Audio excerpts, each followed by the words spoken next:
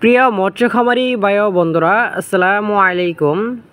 স্বর্ণা মৎস্য নার্সারি থেকে আবার আপনাদের সামনে নিয়ে হাজির হলাম অরিজিনাল নদীর চিতল মাছের পোনা নিয়ে।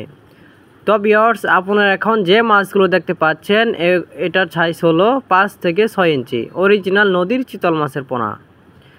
এই মাছগুলো আপনারা পুকুরে অথবা বায়োফ্লোকে চাষ করতে পারেন।